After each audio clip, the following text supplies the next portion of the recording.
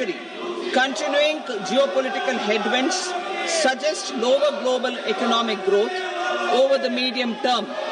However, our aspiration for a Vikasit Bharat inspires us, and the transformative work we have done during our government's first 2 terms guides us to march forward resolutely. Geopolitical headwinds suggest our economy is the fastest growing among all major economies. Our development track record for the past 10 years and structural reforms have drawn global attention. Confidence in India's capability and potential has only grown in this period. We see the next 5 years as a unique opportunity to realize Sabka Vikas, stimulating balanced growth of all regions. The great Telugu poet and playwright Gurujada Apparao had said, "Deshamante matti kadoy, deshamante manushuloy," meaning a country is not 100% quality good school education, access to high quality, affordable and comprehensive health care, 100% skilled labor with meaningful employment, 70% women in economic activities, and farmers making our country the food basket of the world. In this budget, the proposed development measures span 10 broad areas, focusing on Garib, youth, Annadata and Nari, spurring agricultural growth and productivity, building rural prosperity and resilience, taking everyone together on an inclusive growth path, boosting manufacturing and furthering Make in India, supporting MSMEs, enabling employment-led development, investing in people, economy and innovation, securing energy supplies, promoting exports and nurturing innovation.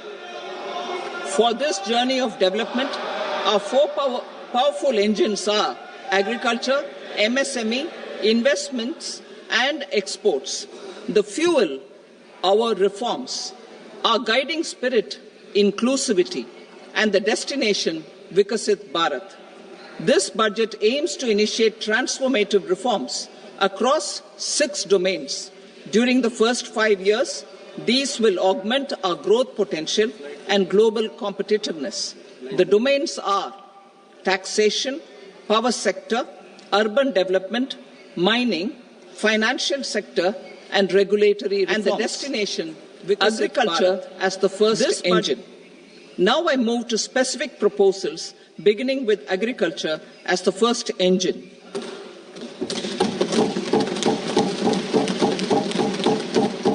Prime Minister Dhan Dhanya Krishi Yojana, developing agri-districts program.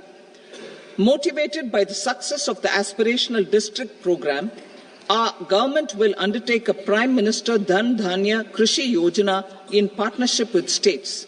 Through the convergence of existing schemes and specialized measures, the program will cover 100 districts with low productivity, moderate crop intensity, and below average credit parameters. It aims to 1. Enhance agricultural productivity, 2. Adopt crop diversification and sustainable agricultural practices, 3. Augment post-harvest storage at the panchayat and block level, 4. Improve irrigation facilities, and 5.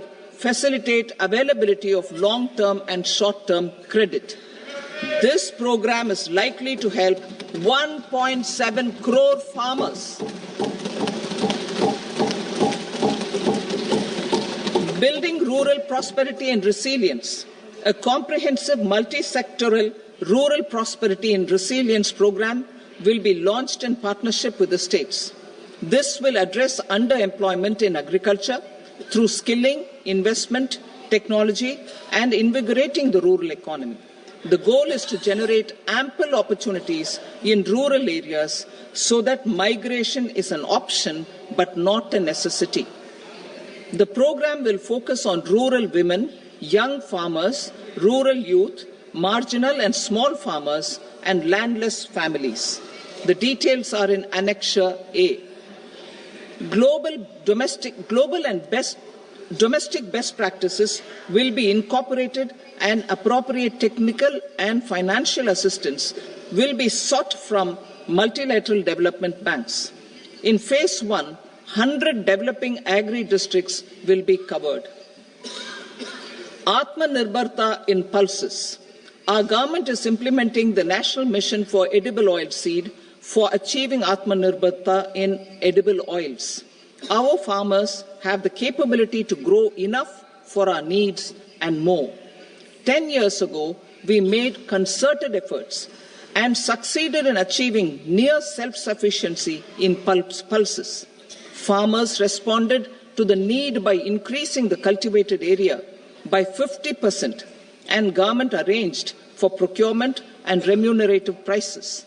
Since then, with rising incomes and better affordability, our consumption of pulses has increased significantly. Our government will now launch a 6-year mission for Atmanirbharta in pulses with a special focus on Tuar, Urad and Masoor. Details are in Annexure B. Central agencies such as NAFED and NCCF will be ready to procure these 3 pulses as much as offered during the next 4 years from farmers who register with these agencies and enter into agreements. Comprehensive program for vegetables and fruits. It is encouraging that our people are increasingly becoming aware of their nutritional needs. It is a sign of a society becoming healthier.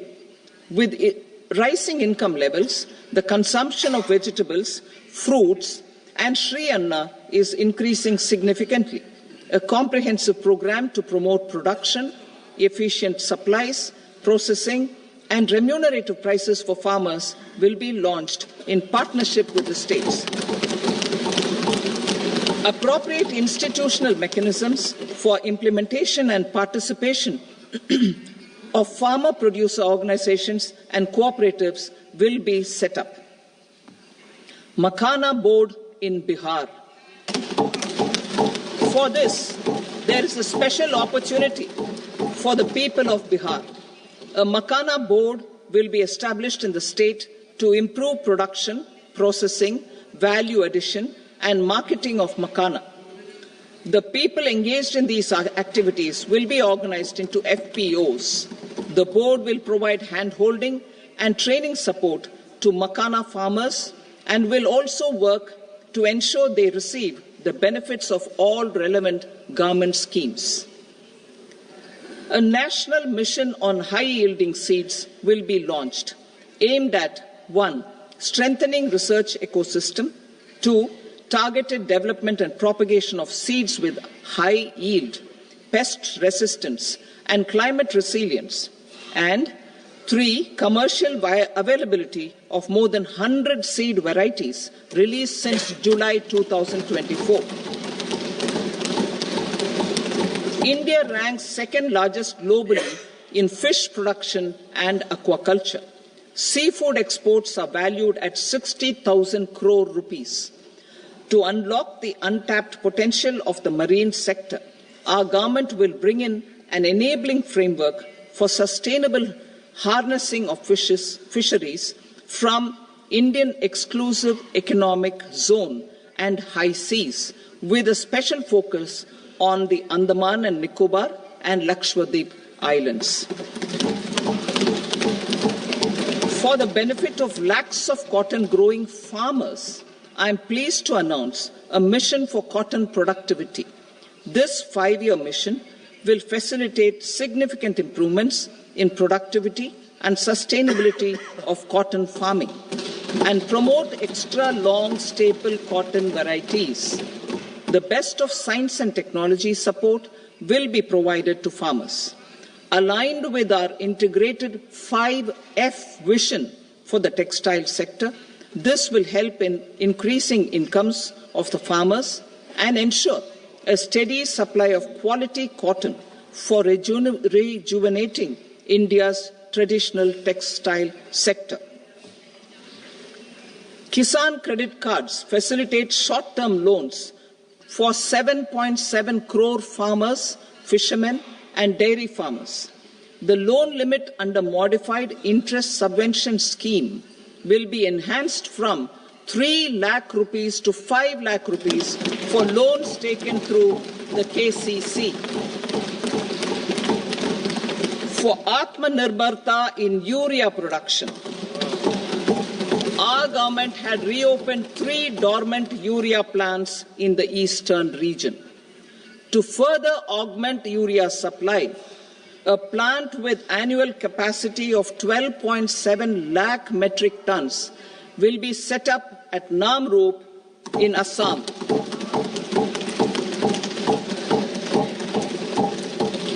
India Post, with 1.5 lakh rural post offices, complemented by the India Post Payment Bank and a vast network of 2.4 lakh Dak Sevaks, will be repositioned to act as a catalyst for the rural economy. Details are at Annexure C. India Post will also be transformed as a large public logistics organization. This will meet the rising needs of Vishwakarmas, new entrepreneurs, women, self-help groups, MSMEs, and the large business organizations. Our government will provide support to NCDC for its lending operations for the cooperative sector. MSMEs as the second engine. Now I move to MSMEs as the second engine, which encompasses manufacturing and services with a focus on MSMEs numbering 5.7 crores. Currently, over 1 crore registered MSMEs, employing 7.5 crore people and generating 36% of our manufacturing, have come together to position India as a global manufacturing hub. With their quality products, these MSMEs are responsible for 45% of our exports. To help them achieve higher efficiencies of scale, technological upgradation, and better access to capital, the investment and turnover limits for classification of all MSMEs will be enhanced to 2.5 and 2 times respectively. This will give them the confidence to grow and generate employment for our youth. The details are given in Annexure D. To improve access to credit, the credit guarantee cover will be enhanced. First, for micro and small enterprises from 5 crore to 10 crore rupees, leading to additional credit of 1.5 lakh crores in the next 5 years. Second, for startups from 10 crore rupees to 20 crore rupees, with the guarantee fee being moderated to 1% for loans in 27 focus sectors which are important for Atmanirbhar Bharat. And for well-run exporter MSMEs, for term loans up to 20 crore rupees. Also for the micro enterprises, we will introduce customized credit cards with a 5 lakh rupee limit for micro enterprises registered on Udyam portal. In the first year, 10 lakh such cards will be issued. Fund of funds for startups. The Alternate Investment Fund, AIFs, for startups have received commitments of more than 91,000 crores rupees. These are supported by the fund of funds set up with the Government of India's contribution of 10,000 crore rupees. Now, a new fund of funds with expanded scope and a fresh contribution of another 10,000 crore rupees will be set up. A new scheme will be launched for 5 lakh women, scheduled castes and scheduled tribes, first-time entrepreneurs. This will provide term loans up to 2 crore rupees during the next 5 years. The scheme will incorporate lessons from the successful Stand Up India scheme. Online capacity building for entrepreneurship and managerial skills will also be organized. Measures for labor-intensive sectors. To promote employment and entrepreneurship opportunities in labor-intensive sectors, our government will undertake specific policy and facilitation measures. To enhance the productivity, quality, and competitiveness of India's footwear and leather sector, a focused product scheme will be implemented. The scheme will support design capacity, component manufacturing, and machinery required for production of non-leather quality footwear, besides the support for leather footwear and products. The scheme is expected to facilitate employment for 22 lakh persons, generate over 4 lakh crore rupees, and exports of over 1.1 lakh crore rupees. Measures for the toys sector. Building on the National Action Plan for Toys, we will implement a scheme to make India a global hub for toys.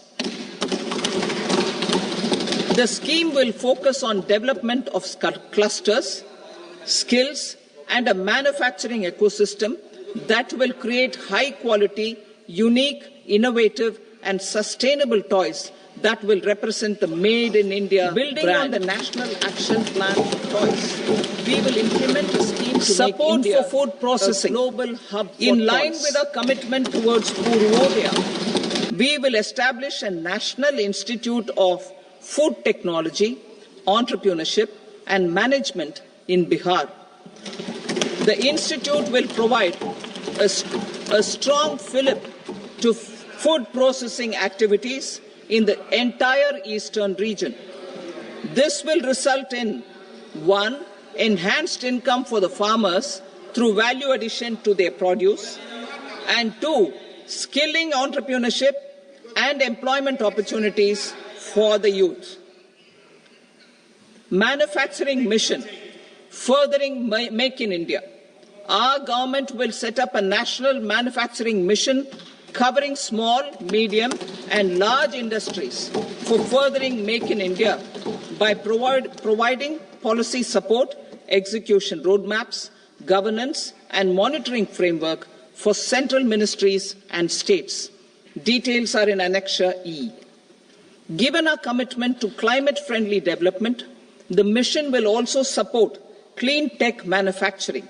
This will aim to improve domestic value addition and build our ecosystem for solar PV cells, EV batteries, motors and controllers, electrolyzers, wind turbines, very high voltage transmission equipment and grid-scale batteries. Investment as the third engine. Now I move to investment as the third engine, which encompasses investing in people, investing in the economy, and investing in innovation. Investing in people. Saksham Anganwadi and Poshan 2.0. Saksham Anganwadi and Poshan 2.0 program provides nutritional support to more than 8 crore children, 1 crore pregnant women and lactating mothers all over the country, and about 20 lakh adolescent girls in aspirational districts and the Northeast region. The cost norms for these nutritional support will be enhanced appropriately. Atal Tinkering Labs. 50,000 Atal Tinkering Labs will be set up in government schools in the next 5 years to cultivate the spirit of curiosity and innovation and foster a scientific temper among young minds. Broadband connectivity to government secondary schools and PHCs. Broadband connectivity will be provided to all government secondary schools and primary health centers in rural areas under the BharatNet project. Bharatiya Bhasha Pustak Scheme.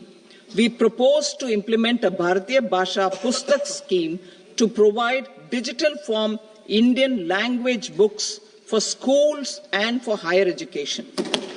This aims to help students understand their subjects better and in their language. National Centers of Excellence for Skilling. Building on the initiative announced in the July 24 budget, 5 national centers of excellence for skilling will be set up with global expertise and partnerships to equip our youth with the skills required for Make for India, Make for the World manufacturing. The partnership will cover curriculum design, training of trainers, and a skills certification framework and periodic reviews. Expansion of capacity in IITs.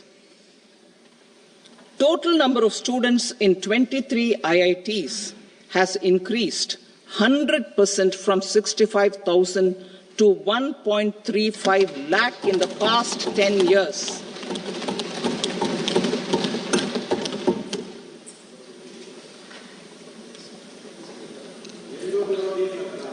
Additional infrastructure will be created in the 5 IITs started after 2014 to facilitate education for 6,500 more students. Hostel and other infrastructure capacity at IIT Patna will also be expanded.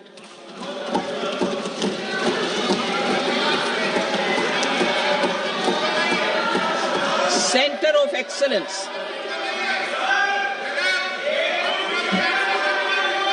Center of Excellence in AI for Education. I had announced 3 centers of excellence in artificial intelligence for agriculture, health, and sustainable cities in 2023. Now a center of excellence in artificial intelligence for education will be set up with a total outlay of 500 crores. Expansion of medical education.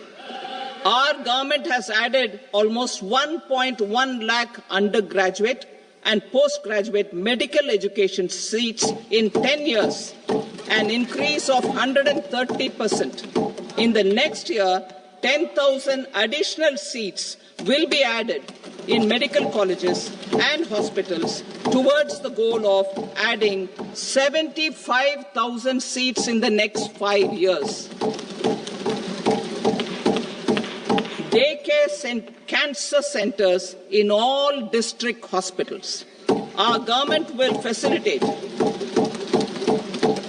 setting up of daycare cancer centers in all district hospitals in the next 3 years. 200 centers will be established in 25-26 itself. Strengthening urban livelihoods. Our government has been giving priority to assisting urban poor and vulnerable groups. A scheme for socio-economic upliftment of urban workers will be implemented to help them improve their incomes, have sustainable livelihoods, and a better quality of life. PM Swanidhi scheme has benefited more than 68 lakh street vendors, giving them respite from high-interest informal sector loans. Building on this success, the scheme will be revamped with enhanced loans from banks, UPI-linked credit cards with 30,000 rupees limit, and capacity building support. Social Security Scheme for welfare of online platform workers. Gig workers of online platforms provide great dynamism to the new age services economy. Recognizing their contribution, our government will arrange for their identity cards and registration on the e-Shram portal. They will be provided health care under PM Jan Arogya Yojana. This measure is likely to assist nearly 1 crore gig workers.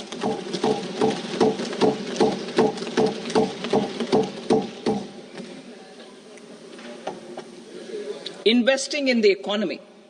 Public-private partnership in infrastructure. Each infrastructure-related ministry will come up with a 3-year pipeline of projects that can be implemented in PPP mode.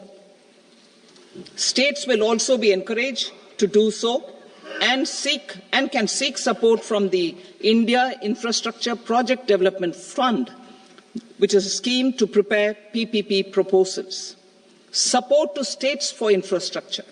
An outlay of 1.5 lakh crore is proposed for the 50-year interest-free loans to states for capital expenditure and incentives for reforms. Building on the success of the first asset monetization plan announced in 2021, the second plan for 2025 to 30 will be launched to plough back capital of 10 lakh crore in new projects. Regulatory and fiscal measures will be fine-tuned to support the plan. Jal Jeevan Mission. Since 2019, 15 crore households representing 80% of India's rural population have been provided access to portable tap water connections. To achieve 100% coverage, I am pleased to announce the extension of this mission until 2028 with an enhanced total outlay.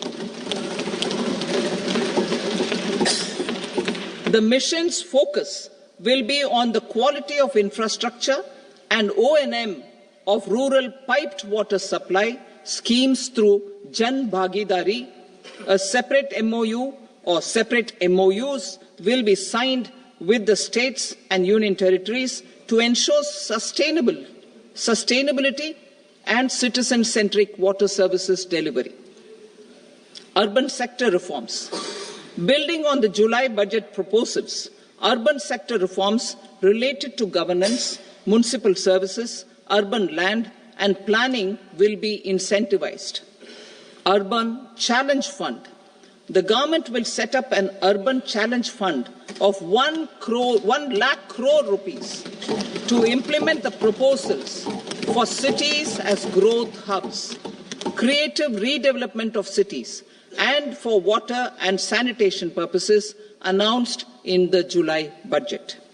This fund will finance up to 25% of the cost of bankable projects, with a stipulation that at least 50% of the cost is funded from bonds, bank loans, and PPPs. An allocation of 10,000 crore is proposed in 2025-26. Power sector reforms. We will incentivize electricity distribution reforms and augmentation of intra-state transmission capacity by states. This will improve financial health and capacity of electricity companies. Additional borrowing of 0.5% of GSDP will be allowed to states contingent on these reforms. Nuclear energy mission for Vikasit Bharat. Development of at least 100 gigawatt of nuclear energy by 2047 is essential for our energy transition efforts. For an active partnership with the private sector towards this goal, amendments to the Atomic Energy Act and the Civil Liability for Nuclear Damage Act will be taken up. A nuclear energy mission for research and development of small modular reactors with an outlay of 20,000 crore will be set up.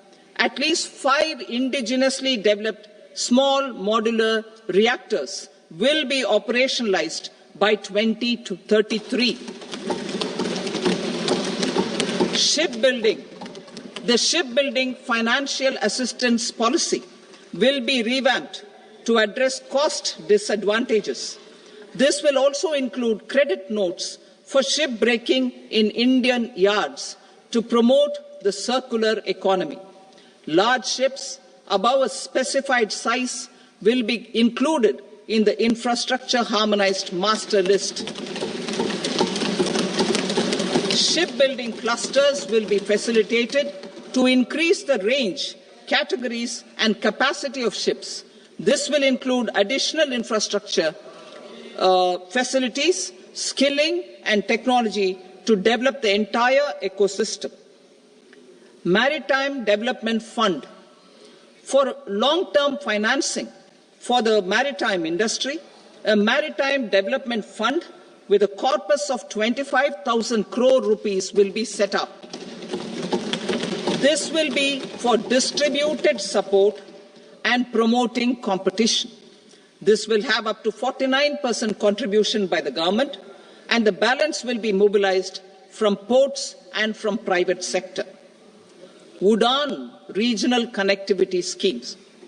UDAN has enabled 1.5 crore middle-class people to meet their aspirations for speedier travel. The scheme has connected 88 airports, and operationalized 619 routes. Inspired by that success, a modified UDAN scheme will be launched to enhance regional connectivity to 120 new destinations and carry 4 crore passengers in the next 10 years. 4 crore additional passengers in the next 10 years. The scheme will also support helipads and smaller airports in hilly, aspirational and northeast regional districts. Greenfield airports will be facilitated in Bihar to meet the future needs of the state. These will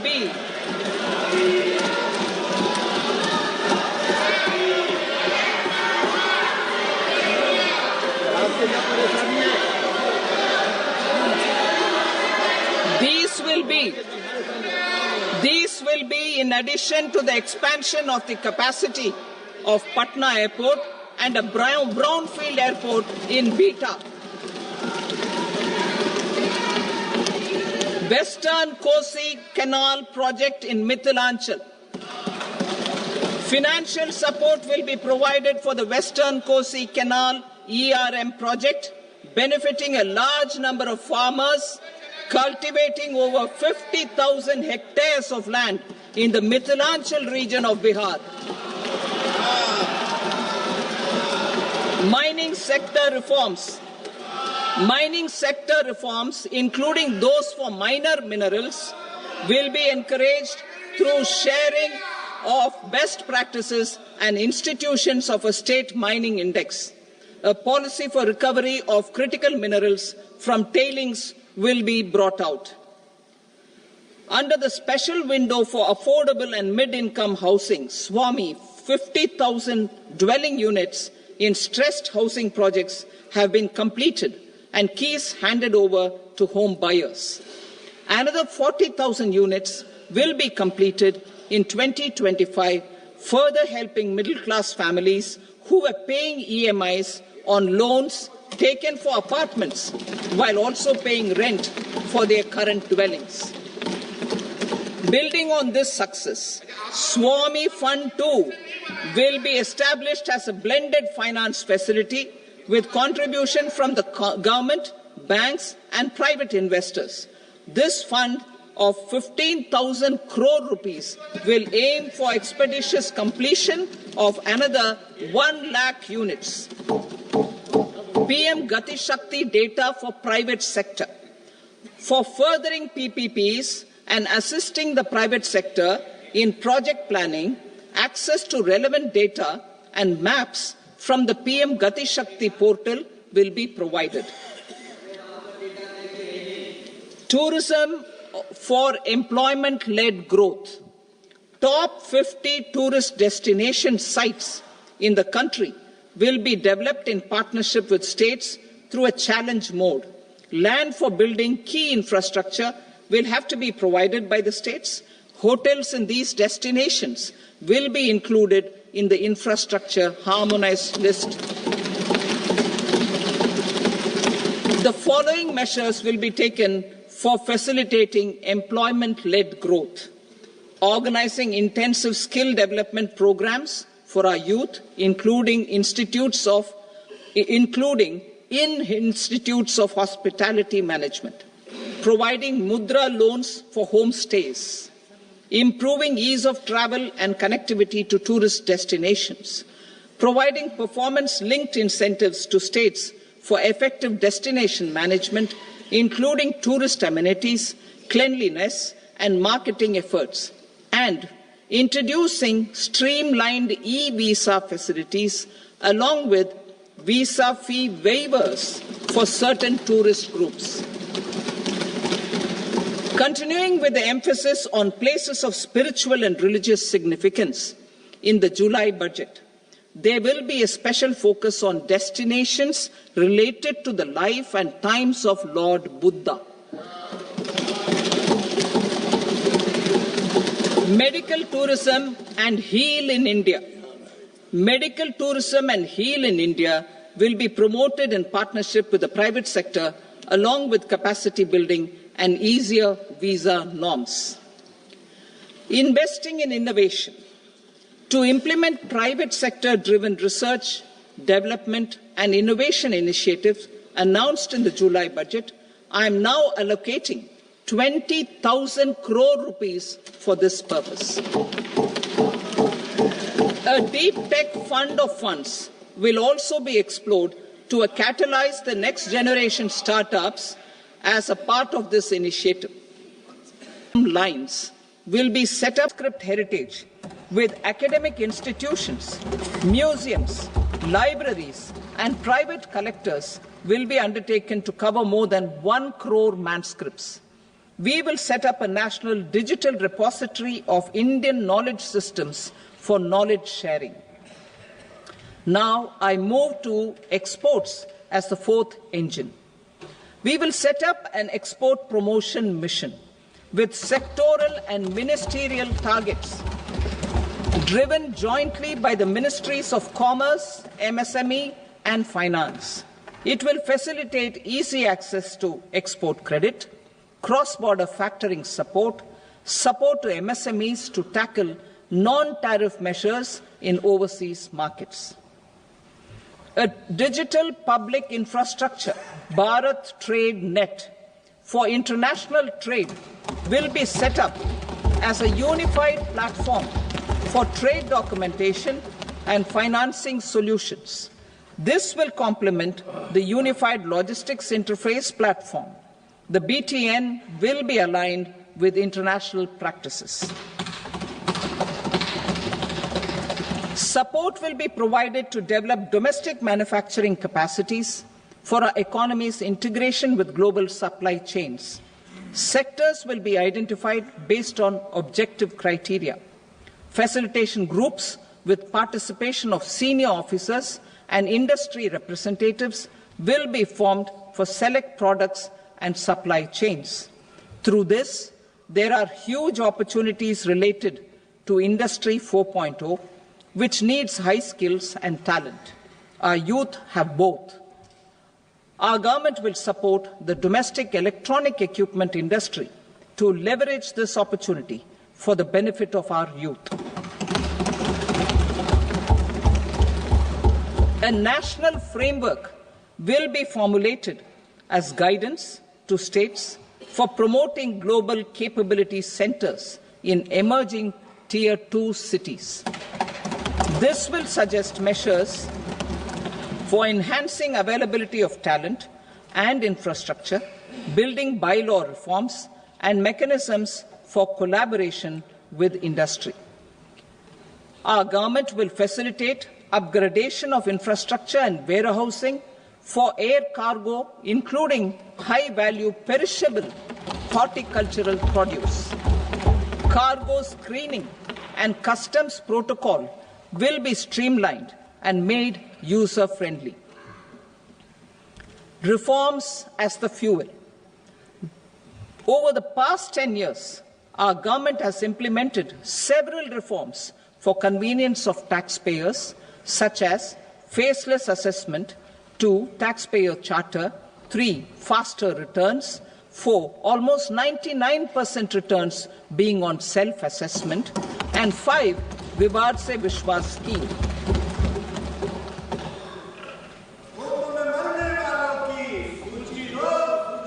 Continuing these efforts, I reaffirm the commitment of the Tax Department to trust first, scrutinize later.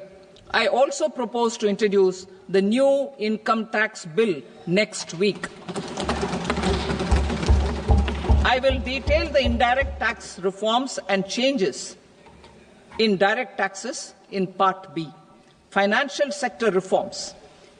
The FDI limit for the insurance sector will be raised from 74 to 100%.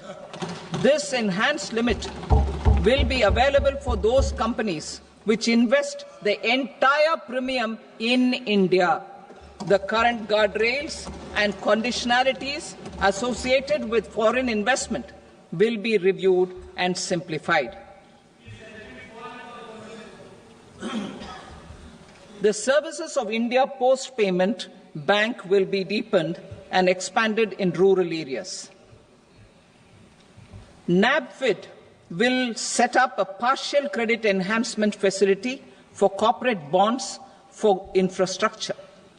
Public sector banks will develop Grameen Credit Score Framework to serve the credit needs of SHG members and people in rural areas. A forum for regulatory coordination and development of pension products will be set up. To implement the earlier announcement on simplifying the KYC processes, the revamped Central KYC Registry will be rolled out in 2025. We will also implement a streamlined system for periodic updating. Requirements and procedures for speedy approval of company mergers will be rationalized. The scope for fast-track mergers will also be widened and the process made simpler. As proposed in the interim budget, we signed bilateral investment treaties with 2 countries in 2024 to encourage sustained foreign investment, and in the spirit of First Develop India, the current model BIT will be revamped and made more investor-friendly. In the last 10 years, in several aspects, including financial and non-financial, our government has demonstrated a steadfast commitment to ease of doing business. We are determined to ensure that our regulations must keep up with technological innovations and global policy developments. A light-touch regulatory framework based on principles and trust will unleash productivity and employment. Through this framework, we will update regulations that were made under old laws. To develop this modern, flexible, people-friendly and trust-based regulatory framework appropriate for the 21st century, I propose 4 specific measures. A high-level committee for regulatory reforms will be set up for a review of all non-financial sector regulations, certifications, licenses, and permissions. The committee will be expected to make recommendations within a year. The objective is to strengthen trust-based economic governance and take transformational measures to enhance ease of doing business, especially in matters of inspection and compliances. States will be encouraged to join in this endeavour. An investment friendliness index of states will be launched in 2025 to further the spirit of competitive, cooperative federalism. Under the Financial Stability and Development Council, a mechanism will be set up to evaluate impact of the current financial regulations and subsidiary instructions. It will also formulate a framework to enhance their responsiveness and development of the financial sector. In the Jan Vishwas Act 2023, more than 180 legal provisions were decriminalized. Our government will now bring up the Jan Vishwas Bill 2.0 to decriminalize more than 100 provisions in various laws. I now move to fiscal policy. In the July budget, I had committed to staying the course for fiscal consolidation. Our endeavour will be to keep the fiscal deficit each year such that central government debt remains on a declining path as a percentage of the GDP. The roadmap for the next 6 years has been detailed in the FRBM statement. Revised estimates for 2024-25. The revised estimate of the total receipts other than borrowings is 31.47 lakh crore rupees, of which the net tax receipts are 25.57 lakh crore rupees. The revised estimate of the total expenditure is 47.16 lakh crore rupees, of which the capital expenditure is about 10.18 lakh crore rupees. The revised estimate of the fiscal deficit is 4.8% of the GDP. Budget estimates for 25-26. Coming to 25-26, the total receipts other than borrowings and total expenditure are estimated at 34.96 lakh crore rupees and 50.65 lakh crore rupees respectively.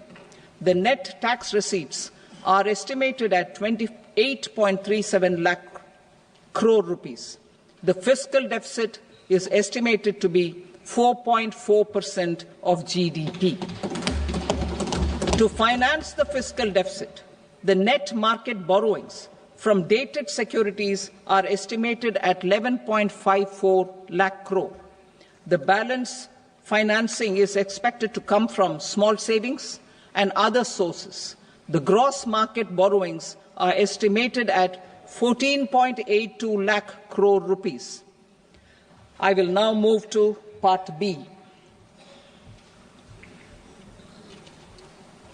Indirect taxes. My proposals relating to customs aim to rationalize tariff structure and address duty inversion. These will also support domestic manufacturing and value addition, promote exports, facilitate trade, and provide relief to common people. Rationalization of customs tariff structure for industrial goods. As a part of comprehensive review of customs rate structure announced in July 2024 budget, I propose to 1. Remove 7 tariff rates. This is over and above the 7 tariff rates removed in 23-24 budget. After this, there will be only 8 remaining tariff rates, including 0 rate. 2. Apply appropriate cess to broadly maintain effective duty incidence, except on a few items where such incidence will reduce marginally. 3. Levy not more than 1 cess or surcharge. Therefore, I propose to exempt social welfare surcharge on 82 tariff lines that are subject to a cess. I shall now take up sector-specific proposals. To provide relief to patients, particularly those suffering from cancer, rare diseases, and other severe chronic diseases, I propose to add 36 life-saving drugs and medicines to the list of medicines fully exempted from basic custom duty.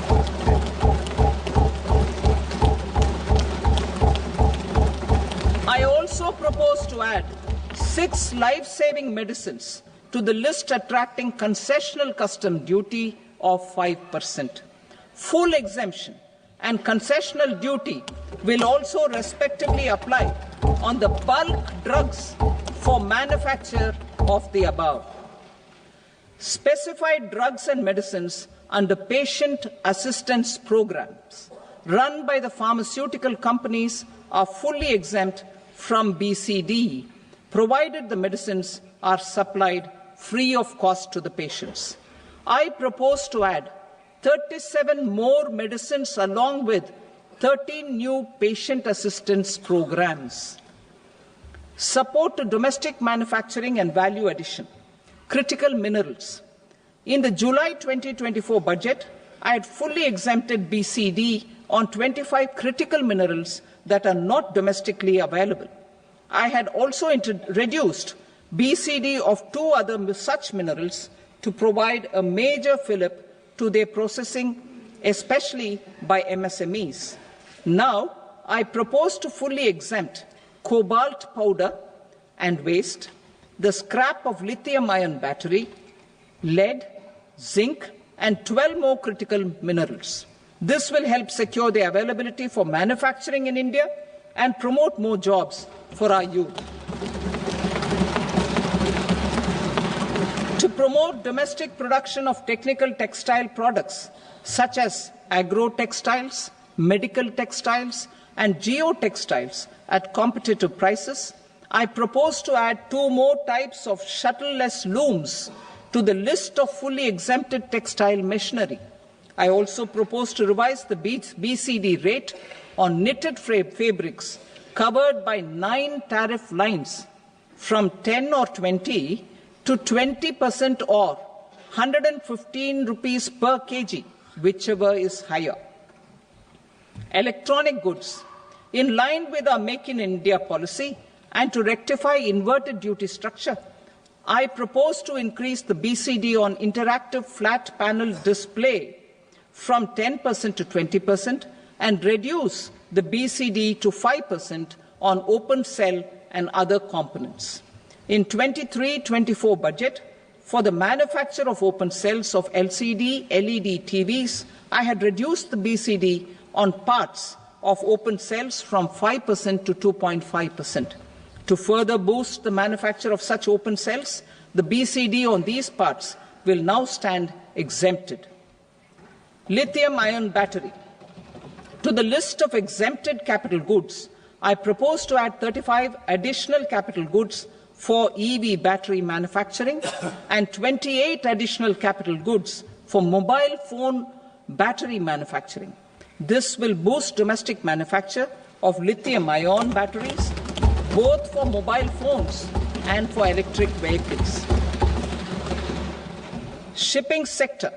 Considering that shipbuilding has a long gestation period, I propose to continue the exemption of BCD on raw materials, components, consumables, or parts for the manufacture of ships for another 10 years.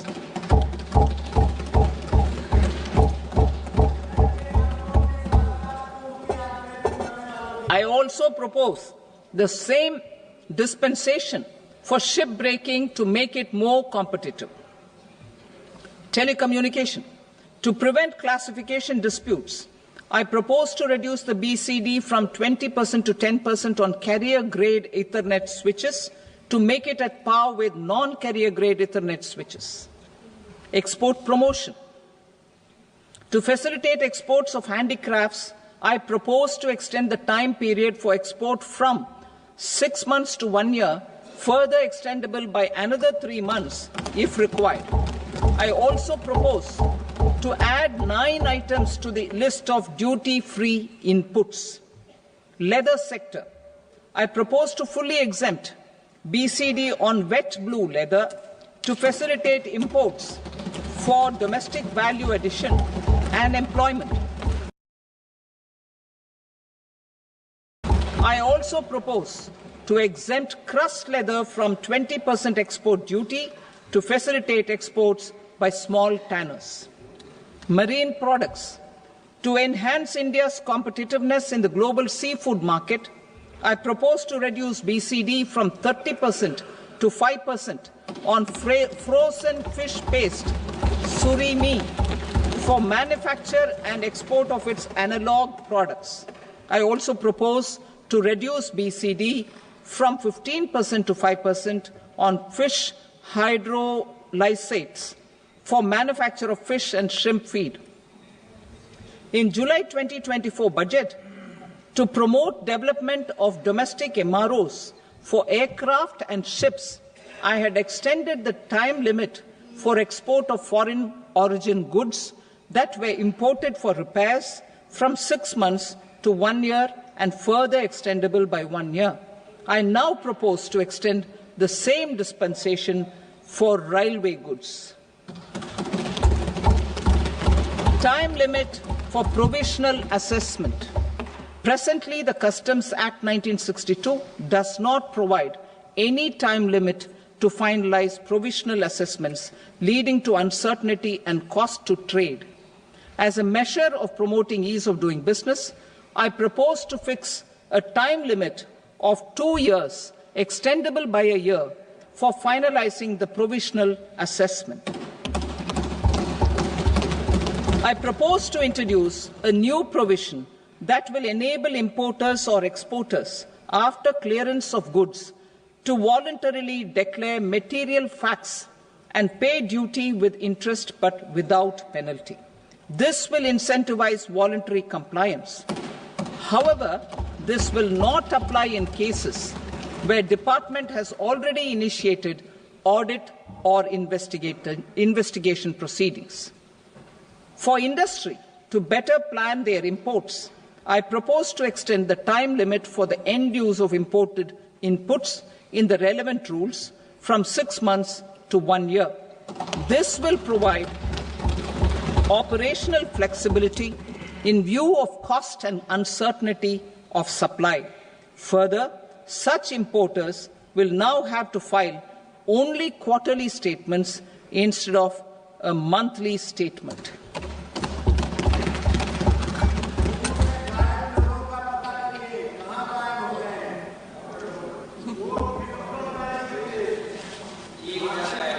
I now come to my direct tax proposals.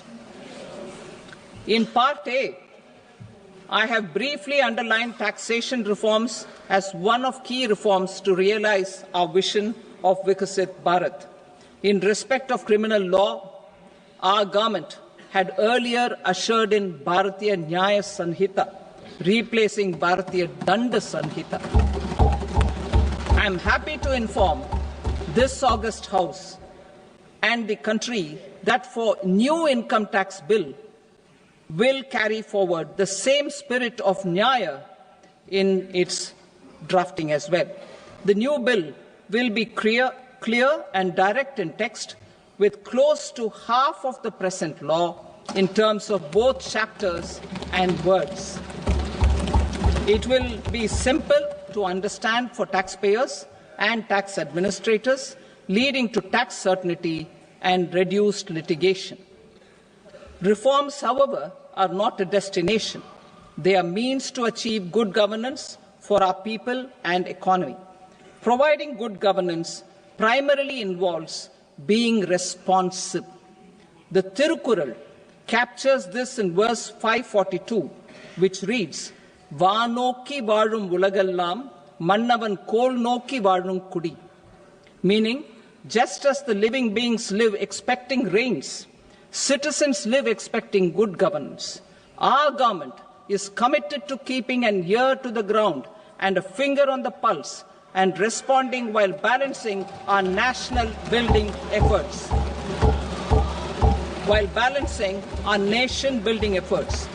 The following measures will detail just how our government will, under the guidance of PM Modi, has taken steps to understand and address. I repeat that sentence, sir. The following measures will detail just how our government, under the guidance of PM Modi, has taken steps to understand and address the needs voiced by our citizens. My tax proposals are guided by this spirit. The objectives of my proposals are as follows: personal income tax reforms with special focus on middle class, rationalization of TDS and TCS for easing difficulties, encouraging voluntary compliance, reducing compliance burden, ease of doing business, employment and investment. I will come to my proposal on personal income tax towards the end. TDS and TCS, rationalization for easing difficulties. I propose to rationalize tax deduction at source, TDS, by reducing the number of rates and thresholds above which TDS is deducted. Further, threshold amounts for tax deduction will be increased for better clarity and uniformity. The limit for tax deduction on interest for senior citizens is being doubled from the present 50,000 rupees to 1 lakh rupees. Similarly, the annual limit of 2.40 lakh rupees for TDS on rent is being increased to 6 lakh rupees. This will reduce the number of transactions liable to TDS, thus benefiting small taxpayers receiving small payments. The threshold to collect tax at source, the TCS, on remittances under RBI's liberalized remittance scheme, the LRS, is proposed to be increased from 7 lakh to 10 lakhs. I also propose to remove TCS on remittances for education purposes, where such remittances is out of a loan taken from a specified financial institution. Both TDS and TCS are being applied on any transaction related to sale of goods. To prevent such compliance difficulties, I propose to omit the TCS. I also propose that the provisions of the higher TDS deduction will now apply only in non-PAN cases. In July 2024, the delay for payment of TDS up to the due date of filing statement was decriminalized. I propose to provide the same relaxation to TCS provisions as well. The government under the leadership of Prime Minister Modi believes in Sabka Saath, Sabka Vikas, Sabka Vishwas and Sabka Prayas. In line with this, we brought in updated return facility in 2022 for voluntary compliance by taxpayers who had omitted to report their correct income. Our trust in taxpayers was proved right. Nearly 90 lakh taxpayers voluntarily updated their incomes by paying additional tax. Taking this trust further, I now propose to extend the time limit to file updated returns for any assessment year from the current limit of 2 years to 4 years. I propose to reduce the compliance burden for small charitable trusts and institutions by increasing their period of registration from 5 years to 10 years.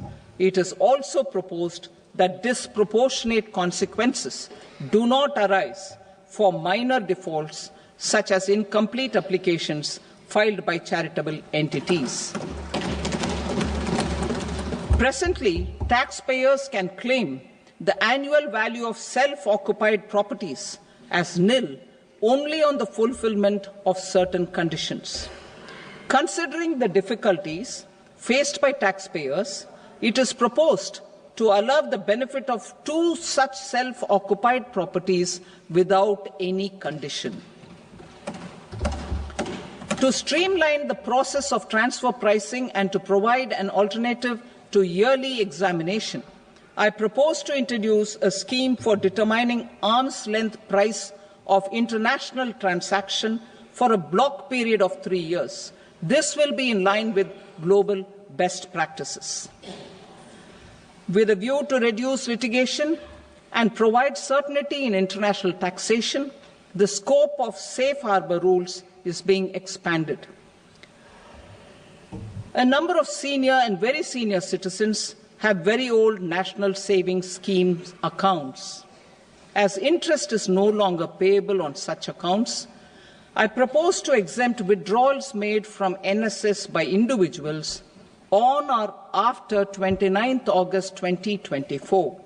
I am also proposing to allow similar treatment to NPS Vatsalya accounts as is available to normal NPS accounts subject to overall limits.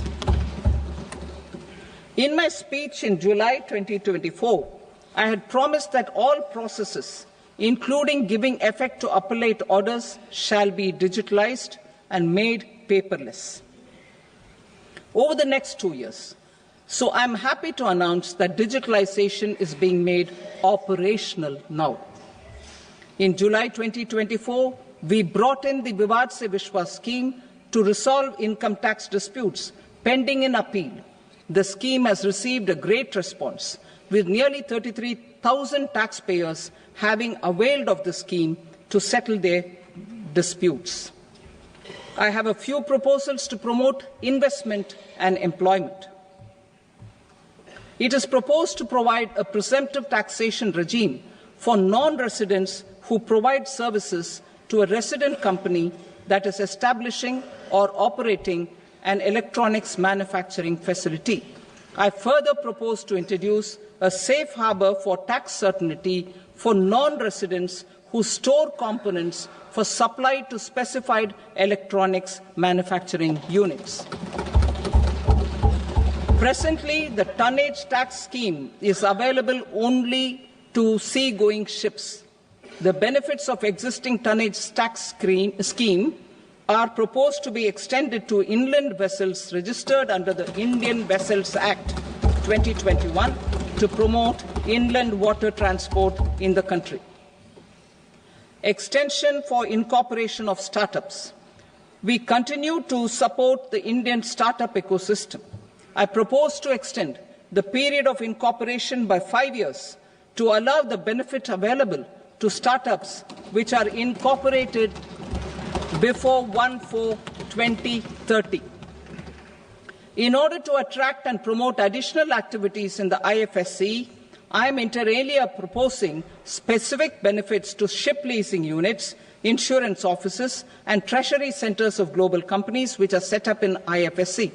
Further, to claim benefits, the cut-off date for commencement in IFSC has also been extended by 5 years to 31/3/2030. Category 1 and Category 2 AIFs are undertaking investments in infrastructure and other such sectors. I propose to provide certainty of taxation to these entities on the gains from securities, to promote funding from sovereign wealth funds and pension funds to the infrastructure sector. I propose to extend the date of making an investment by 5 more years up to 31st March 2030.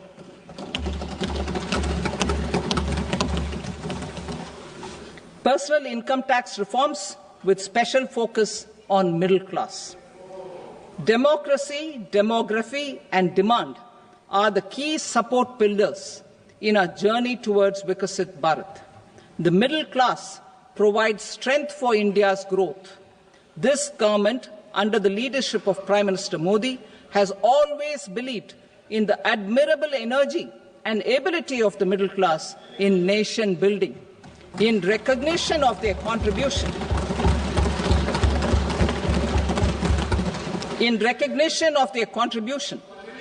we have periodically reduced their tax burden. Right after 2014, the nil tax slab was raised to 2.5 lakhs of rupees, which was further raised to 5 lakh rupees in 2019 and to 7 lakh rupees in 2023. This is reflective of our government's trust on the middle class taxpayers. I am now happy to announce that there will be no income tax payable up to income of 12 lakh rupees.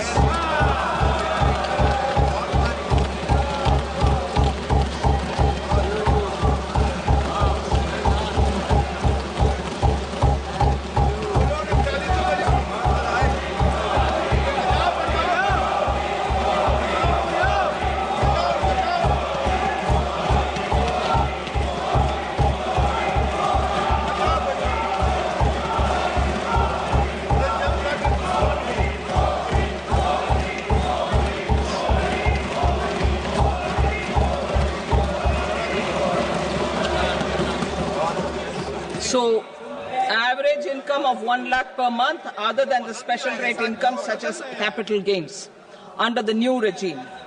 This limit will be 12.75 lakh for salaried taxpayers due to the standard deduction of 75,000.